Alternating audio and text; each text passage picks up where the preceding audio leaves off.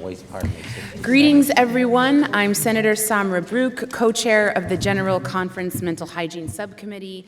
I'd like to introduce the following Senate members who are here with us today. We have Senator Natalia Fernandez, Senator John Mannion, Senator Simcha Felder, Senator Simcha Felder twice, Senator Roxanne. One more time, please. Senator Roxanne Prasad, and we also have Senator Jacob Ashby, and we also are missing our ranker, but she does sit here, Senator Patricia Kazaneri Fitzpatrick. And with that, I'll give a short moment for some of the senators who have asked to give a quick intro. So I'll start with Senator Natalia Fernandez. Thank you so much, and thank you everyone for coming to the subcommittee meeting. We have been dedicated to making sure that we can get the most for all of our needing New Yorkers. So as chair of the Alcohol and Substance Use Disorder Committee, I'm happy to see what we've landed in our one house and look forward to the further negotiations. Thank you. I'll now introduce Senator John Mannion. Thank you, Madam Chair. I serve as Chair of the Senate Standing Committee on Disabilities, and I'm grateful for the consensus of both houses to include a much needed and incredibly deserved 8.5% cost of living adjustment for voluntary providers, DSPs, and those that care for individuals. I will take a quick moment to say that as we see a rising minimum wage and supports in other areas of the care industry, we cannot forget the people who work directly with people with disabilities and make sure that we are clear on who is receiving those wage enhancements. We have great challenges outside of the workforce crisis in the world with disabilities, and that includes housing and appropriate housing. And additionally, I continue to work with Senator Brook and others in making sure that we're addressing issues related to dual diagnosis. And thank you for having me here today. Thank you. And before we go on, I do want to add, pursuant to the Public Officers Law, the Senate has appointed Ariana Massio as recording secretary to keep minutes and to publish the activities of the conference committee at the end of this process. With that, I will hand it over to Senator Ashby. Thank you, Madam Chair. It's great to be here today, and I'm very happy to see the 8.5% COLA included in both houses and the $400,000 going towards FarmNet and $49.3 going towards community mental health services. But I do have concerns, and I don't think I'm alone in sharing them, that we need more funding for the Joseph P. Dwyer peer-to-peer program. And I know that my colleagues share those concerns, and I look forward to working together and getting that increase. Thank you. Yes. Thank you, Senator Ashby. Closing out the senator remarks, I'll just build on some of what my colleagues have said around the fact that we are really proud to have inclusion in our one houses of the 8.5% COLA, because we know that we have workforce issues, and those are not going to go away should we need the care in our mental health system, and also hope that we'll continue to talk about the need to reform our mental health crisis response system, namely through implementing Daniels Law. In the Senate One House, we do have a Daniels Law pilot, which could actually save lives.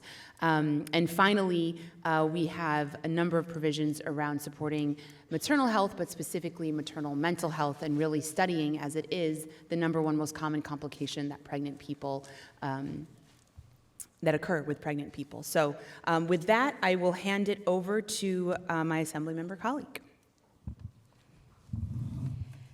Greetings, everybody. I'm 8.5. I'm Assemblywoman Gunther, and I'm co-chair of the General Conference of Mental Hygiene Subcommittee. I would like to introduce the following members. Assemblymember Phil Steck, Assemblymember Kimberly Jean-Pierre, Assemblymember Rebecca Seawright, Assemblymember Farah Fawcett, Assemblymember Grace Lee, and Assemblymember Jarrett Gandolfo, and Assemblymember Keith Brown. And would anybody like to make a comment? Yes, thank you, Madam Chair. I am chair of the Committee on Alcoholism and Substance Abuse. I would like to see inclusion, if we're serious about co-occurring disorders, and cooperation between OMH and OASAS to make the addiction treatment centers operated by the state into centers for co-occurring disorders. Parity enforcement, which is in the governor's budget, would like to see that done, mental health parity. But on the other hand, in the much vaunted governor's mental health funding increase, there's no money for transitional care between hospital beds and outpatient treatment. Assemblywoman? Thank you. Thank you, Madam Chair. I'm Assemblywoman Kim Jean-Pierre, and I would like us to see, I'm Chair of the Veterans Committee, and I would like us to put what the executive has put in her proposal for the Dwyer peer-to-peer program. So I would like us to see them push that to the final budget. Thank you. Assemblywoman Rebecca C. Wright? Thank you, Madam Chair. Rebecca C. Wright, Chair of the People with Disabilities Committee. Pleased with the 8.5% COLA, but still would like to advocate for additional funding for people with disabilities and echo Senator Mannion's remarks in dealing with the workforce crisis and the wage disparity. It's on. It's on. All right, thank you.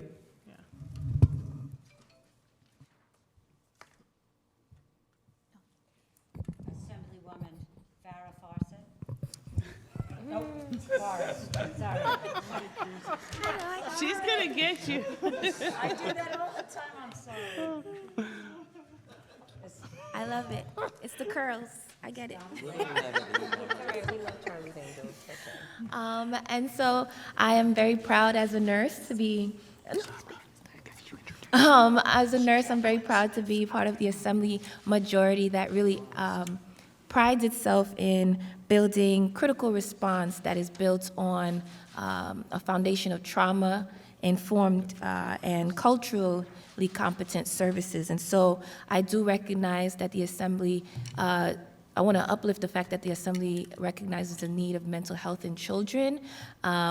And as the chair on the task force of New Americans, I know that we need every dollar really pushed towards our Black and brown communities to make sure we have the mental services and also the mental health services and also the workforce needed to tackle the challenges, especially after COVID.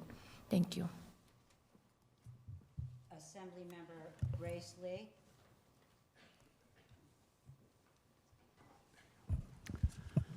Hi, my name is Assemblymember Grace Lee, and I am also pleased, like my colleague, Assemblymember Rebecca C. Wright, to see an 8.5% COLA in the Assembly One House, and would like to also echo the remarks of my colleague, Assemblymember Souffrant Forrest, who spoke about the need for mental health services for minority communities. And as the co-chair of the Asian Pacific American Task Force, just am very focused on making sure that these services get delivered in culturally competent, language accessible ways to all communities. Thank you.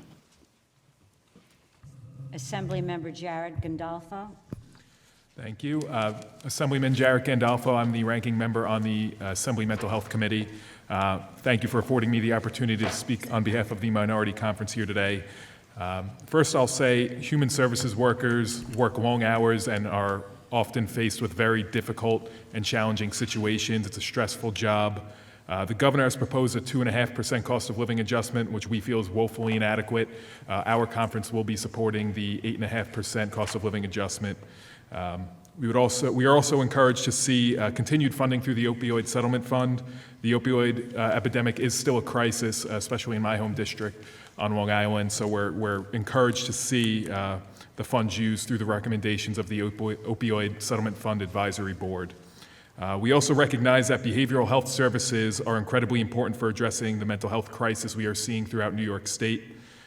We need more access to service for people of all ages, children, adults, everyone. So we will support measures to reduce barriers and increase access to services. I will also say we are very encouraged to see the continued growth of the Joseph P. Dwyer program, which began in my home county of Suffolk, so that's a good development there. And I'm confident we can enact an on-time state budget that has fruitful input from all stakeholders and conferences. Thank you. Assemblymember Keith Brown is right there, but he doesn't wish to speak. Also pursuant to the Public Officers Law, the Assembly has appointed, how do you pronounce it? Ayanna Armstrong as recording secretary to keep minutes and to publish the activities of the conference committee at the end of this process. Wonderful. Major issues that will need to be addressed at this conference subcommittee include treatment and housing unit bed expansion, health and human services cost of living adjustment, and the opioid settlement funding. The table has come to an agreement on appropriations for the following agencies: Developmental Disability Planning Council and the Justice Center for People with Special Needs. We look forward to continue the conversation with the executive to get a three-way agreement on the rest of the items in the executive budget. We also look forward to restoring vital funding for our struggling mental and behavioral health programs and workforce. It is very important that we not only work together to appropriately fund programs under the Department of Mental Hygiene, but we must ensure that programs are established in the areas of the state with the greatest needs. In addition, there are also a variety of policy pieces that we will continue to discuss. Staff is in consultation with members and will continue to work through all of these issues. Adjourned.